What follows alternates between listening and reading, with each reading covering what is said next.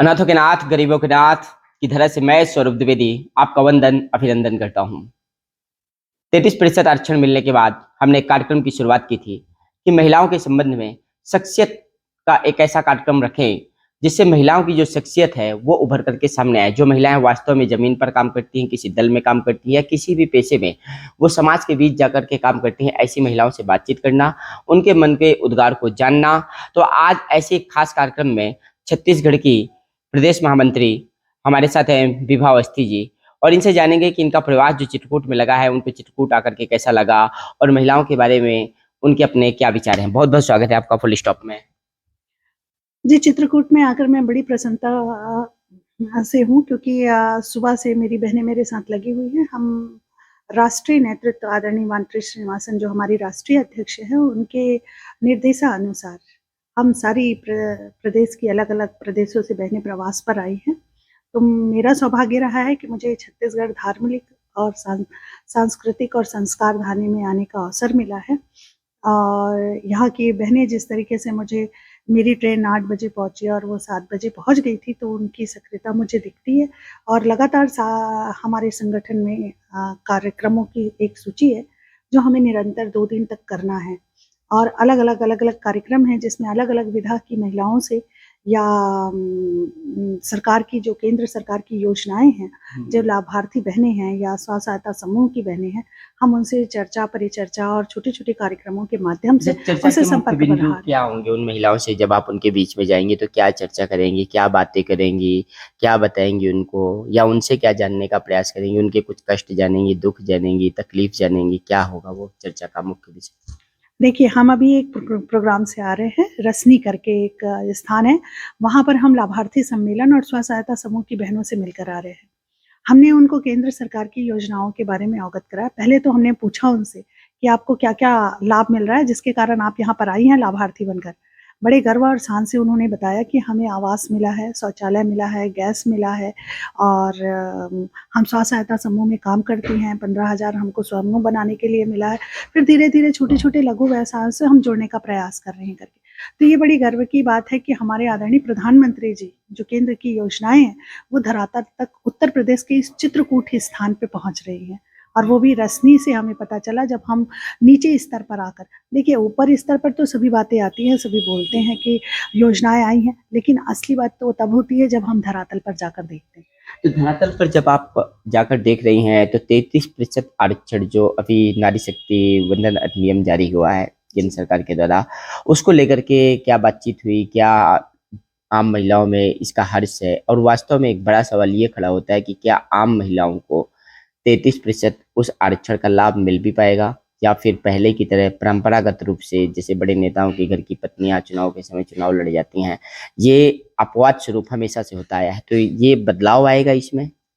जी, बिल्कुल बदलाव आएगा क्योंकि ये मेरा अनुभव रहा है। अभी चुनाव हुआ जो है 3 राज्यों में जो भारतीय जनता पार्टी का परचम लहराया है और मैं छत्तीसगढ़ से आती हूँ और छत्तीसगढ़ से ही प्रवास पर मैं चित्रकूट आई हूँ।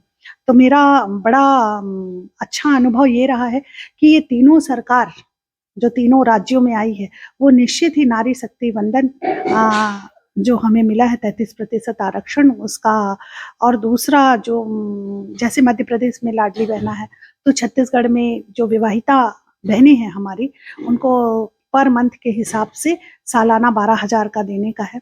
तो ये भी वंदन में ही आता है। तो इसका परिणाम मैंने देख लिया और मुझे लगता है कि पूरा भारत देश देख लिया है, क्योंकि छत्तीसगढ़ के लिए कहा जाता था कि वहाँ चुनाव जीतना बड़ा मुश्किल है। लेकिन आज हम वोट की संख्या देखते हैं तो सर्वाधिक बहनों ने किया है वहाँ पर मतदान। तो ये बड़ी सफलता है आदरणीय जी के ये बड़े कदम के क्योंकि नारी शक्ति वंदन अधिनियम में ये अटक के पड़ी हुई थी वर्षों से, जिसे संसद से निकालने का काम अगर किसी ने किया है तो हमारे आदरणीय प्रधानमंत्री ने किया है और मैं उनको कोटि-कोटि आभार व्यक्त करती हूँ, धन्यवाद। मैं बड़ी ज़मीनी और एक जो बड़ी सच्चाई उनकी एक बड़ी पीड़ा रहती है कि पुरुषों के सामने उनको बहुत बड़ा संघर्ष करना पड़ता है। सच है कि नहीं है? पुरुष क्या कहते हैं, कहीं न कहीं बदतमीज़ी भी करते हैं कि नहीं करते हैं पुरुष नेता? इसमें बदलाव आने की हमें लगता है बहुत आवश्यकता होती है। ये एक बड़ा सवाल खड़ा होता है। देखिए, जहाँ नियम बनते हैं वहाँ पर संवेदना और वेदना दोनों जुड़ी हुई होती है। कहीं ना कहीं हमारे प्रधानमंत्री जी ने कुछ अनुभव किए होंगे कि जिस दिन उन्होंने प्रधानमंत्री बने हैं, ये बड़ी गर्व की बात है कि लोग कहते हैं कि संस्कार था इसलिए उन्होंने गया, लेकिन मैं कहती हूँ कि संसद में प्रवेश करने से पहले माँ धरा का प्रणाम करना एक बहुत बड़ी शक्ति है हम बहनों के लिए। हमने तो उसी नज़र से देखा कि आदरणीय प्रधानमंत्री जी जब संसद में प्रथम बार प्रवेश किए तो उन्होंने माँ पृथ्वी को प्रणाम करते हुए प्रवेश किया, और वहाँ जाने के बाद उन्होंने अगर प्रथम योजना बनाना शुरू किया तो हमारी स्त्री जाति को उन्होंने लिया। और आज मुझे ऐसा लगता है कि हजारों योजनाएं हैं केंद्र की, वो पूर्ण संपूर्णता से महिलाओं के लिए है। और रही बात पार्टीगत आचार और विचार और बिल्कुल संस्कार की हाँ बात है। हाँ और पुरुष की ये तो आप स्वयं एक पुरुष हैं, आपके सामने बोलूंगी तो नहीं हास्पद नहीं, लेकिन बताना चाहूंगी। देखिए शुरू से पुरुष प्रधान देश रहा है भारत देश, धीरे धीरे बदलने में समय लगता है। 70 साल की पहले की दशक को देखेंगे तो यही वो देश है जहाँ पर दुर्गावती जी, यही वो देश है जहाँ लक्ष्मी बाई रही, यही जिस धरा पर मैं आई हूँ, अनसुईया माता का दर्शन करूंगी कल मैं, है ना, सीता माता की नगरी है। तो क्योंकि यहाँ 11 साल हमारे राम लल्ला और माँ सिया जी यहाँ रही हैं, उस धरा पर मैं बैठी। तो ऐसी देवियाँ और ऐसी शक्तिशाली जो यहाँ पर जन्म ली हैं और यहाँ पर राज की हैं, तो वो एक समय था। फिर मुगल काल आए, मुगल काल में ऐसा रहा कि एक राजा के, एक सांसद के हजारों पत्नियां, हजारों पटरानियां चलती रही, और संस्कार से फिर असंस्कारिक स्तर पर चला गया। उसके बाद हम अंग्रेज के गुलाम रहे। फिर कांग्रेस आई जब से, तो आपने एक आंसर कहा कि नेताओं की पत्नियां, नेताओं की बहुएं, तो वो उनकी उत्पत्ति ही वंशवाद से हुई थी। वो तो बेटा बहू परिवार जैसे संदर्भ में उन्होंने पार्टी, और मुझे लगता है कि आज 21वीं शताब्दी हम जीने वाले हैं, उसमें भी वो परिवारवाद को लेके चल रहे हैं, वंशवाद को लेके चल रहे हैं। तो उनसे महिलाएं तो कोई अपेक्षा नहीं कर पा रही थी। आज जो हमारे अंदर स्वतंत्रता आई है, या विचारों की स्वतंत्रता, आधुनिकता की स्वतंत्रता आई है, उसका एक बहुत बड़ा रीजन है कि आदरणीय प्रधानमंत्री जी की योजनाएं, उनकी ताकत और बहनों के प्रति उनका सम्मान जो दिखता है हमें सीधे सीधे। और दूसरी बात यह है कि नारी शक्ति वंदन से पहले उन्होंने हमारे यहाँ, क्योंकि मैं तो अपने यहाँ का ही उदाहरण दूंगी ना, छत्तीसगढ़ में प्रथम बार जब 21 सीट की घोषणा हुई तो महिला मोर्चा की 5 बहनों को टिकट दिया गया, वो भी जिला अध्यक्ष 2 बलरामपुर और सूरजपुर की, जो एकदम छोटे परिवार से आती हैं, जिनको शायद चुनाव लड़ने में भी परेशानी होती वो। उसके बाद फिर हमारी प्रदेश की प्रभारी, हमारी प्रदेश उपाध्यक्ष को, हमारी प्रदेश मंत्री को ऐसे वहां पर टिकट बांटा गया, और बकायदा महिलाएं जीत कर आई हैं वहां पर। तो एक विश्वास है। और संस्कार की बात है तो मुझे ऐसा लगता है कि अब वो संस्कार बदलने लग गए जो हम 70 साल पहले, जो उससे भी पहले जो हम एक दशक में जीते थे, बोलते थे यत्र नारी देवता। तो जहाँ पर स्त्री की पूजा होती है वहां पर तो देव भी आते हैं। और आज भारत देश में देखिए, हमारे पूरे देश में कहीं पर भागवत, कहीं पर पूजा, कहीं पर अर्चना, कोई ऐसा राज्य नहीं, कोई ऐसा गांव नहीं छूटा है कि जहां पर धर्म कार्य नहीं हो रहे हैं। तो थोड़ी तब्दीली तो अब आएगी। और कानून भी सुदृढ़ हो गया है, कई सारे कानून में अमेंडमेंट आए हैं, जिसके कारण, कई बदलावों के कारण आज आधी रात को भी बहनें, और आपकी यूपी की ही बात करती हूँ, योगी नाथ जी से पहले या मोदी जी की सरकार से पहले यूपी की क्या स्थिति थी। आज मेरी बहनें बता रही थी कि नहीं, हम तो आधी रात को चले जाते हैं। मैं लखनऊ प्रवास में आई हूँ अभी 2 दिन पहले, मैंने वहां देखा स्कूटी में बहनें घूम रही हैं, आ रही हैं, जा रही। हमें यूपी आने में डर लगता था, लेकिन आज मैं अकेली आई हूँ, सिंगल आई हूँ और बेधड़क आई हूँ। ये बहुत बड़ी उपलब्धि है।